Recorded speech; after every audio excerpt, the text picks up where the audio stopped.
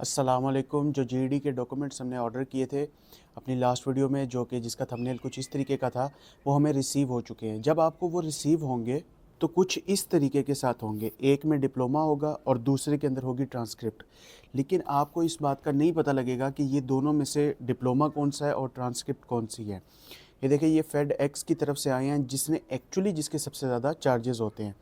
अब इसके ऊपर इन्होंने ट्रैकिंग लिखी हुई है, उसको भी हम आगे जाके ट्रैक करते हैं। लेकिन आपने इनको ओपन नहीं करना। इन दोनों डॉक्यूमेंट्स को अगर आपने ओपन किया, ये इस तरीके के साथ सील होते हैं पीछे से ना, यानी कि पीछे से ये देखिए यहाँ से सील होते हैं।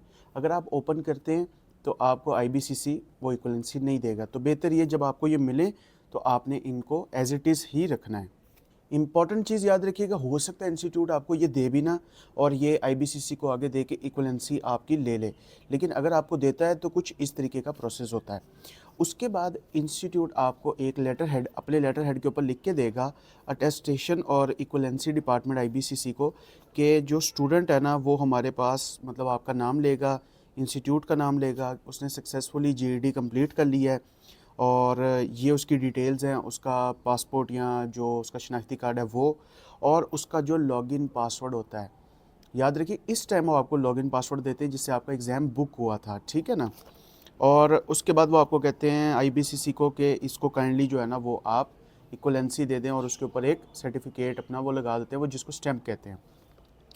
हो सकता है इंस्टीट्यूट आपको ये कागज़ भी ना दे, क्योंकि वो आपसे 7 से 8 से 10,000 रुपया चार्ज करेंगे, और जब आपके जीडी के सर्टिफिकेट्स आएंगे तो उसको आईबीसीसी से अटेस्ट करा के आपको दे देंगे।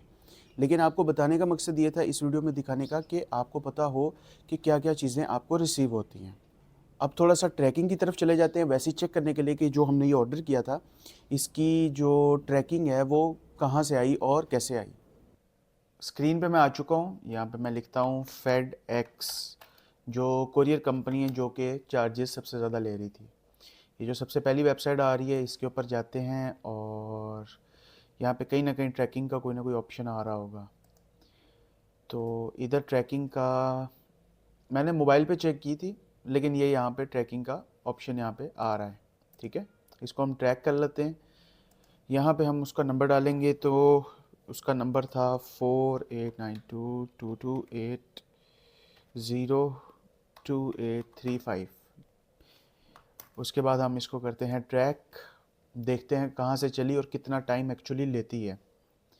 क्योंकि मुझे जहाँ तक याद है कम से कम इसने 1 हफ़्ता लिया है, लेकिन इस पे चेक करते हैं कि क्या प्रोसीजर रहा होगा।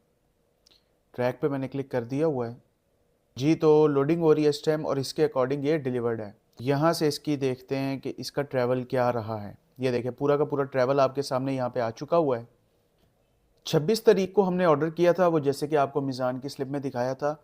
ये जो सिटी है ये मेरे ख्याल से ये ओहायो में है, ठीक है। उसके बाद ये वहाँ से आती है मेम्फिस में, और उसके बाद दुबई सेंट्रल, और उसके बाद लाहौर। तो 26 को हमने किया तो 26, 23, 28, 29, 30, 1 कम से कम 3-4 दिन ले लेती है, क्योंकि बीच में सैटरडे संडे भी था, ठीक है ना। अच्छा, यहाँ पे एक चीज़ हुई है कि जब मैं आईबीसीसी गया तो उन्होंने इसका जो टॉप होता है ना आगे से, वो उन्होंने खोल के ना, मुझे कुछ डॉक्यूमेंट कम थे तो मुझे वापस आना पड़ा, लेकिन उन्होंने इसका जो फ्रंट था ना वो ओपन किया था। तो इसके अंदर जो चीज़ें हैं वो भी मैं आपको दिखाता हूँ। एक के अंदर से निकला है ये चीज़, ठीक है। इस तरीके का एक पैम्पलेट होगा और ये सील होगा, इसको आपने ओपन नहीं करना। और जो दूसरा डॉक्यूमेंट था उसके अंदर से निकला था ये, ठीक है, इस तरीके का, तो ये भी सील में आता है। तो ये 2 डॉक्यूमेंट उसके अंदर से निकले थे।